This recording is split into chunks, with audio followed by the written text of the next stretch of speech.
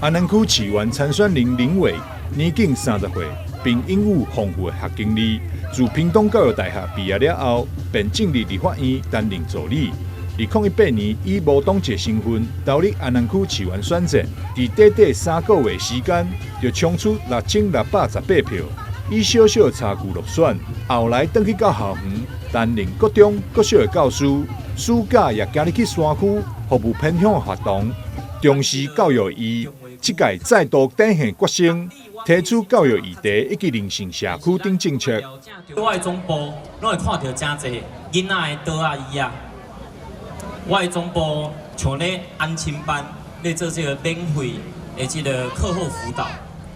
咱会当将咱的专业，将咱的教育，会当来扶持着家长。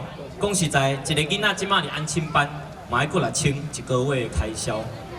所以讲，咱尽量会当上看卖，要安怎结合着咱社会的力量。后尾要伫遮台仔顶，伫咱副总统的面头前，要甲大家报告。咱若当选市议员，有这个公费的助理，后尾也要甲大家报告的是，咱若当选，我希望讲咱这个教育的点，我即马现主是做3个点，咱海东国小会当联合着定海国小、显江国小，搁有咱安定国小。我现主是搁有第2个点伫海淀国小，第3个点伫安庆国小。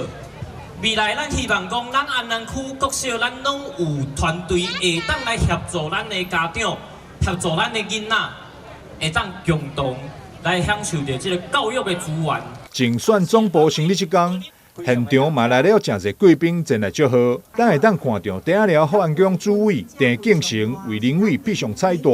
5底寮庆和宫建桥营有主委郑清宏也送上好彩头，还有国际赛主会主委郑顺和等3位林委旧工作一同到场支持。台南市家长会联合会营有理事长林祖云也向乡亲推荐林委这位优秀的少年人。无党的无好行啦，坦白讲，虽然大家感觉讲即摆的政党政治吼，有当时也感觉足讨厌，但是无政党咧排。无党要选嘛是足困难啊！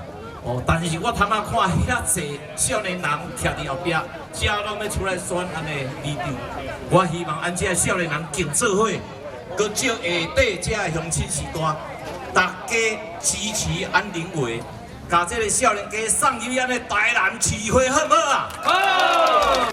除了宗教界、甲教育界贵宾相听，海东里长郭东勋以及这位安南区的里长候选人也拢登台。展现出新议员、新里长合体团结拼选战决心。林委看守司马嘉年嘛表示，这是林委第2届参选，选择了政治这条无同款的路，只是希望少年时莫留下遗憾，全力以赴。现在因的服务处甲总部拢参照教室同款，咧做免费课后辅导等课程，协助家庭甲学童，所以望乡亲会支持，也希望会当为地方的服务来做无同款的代志。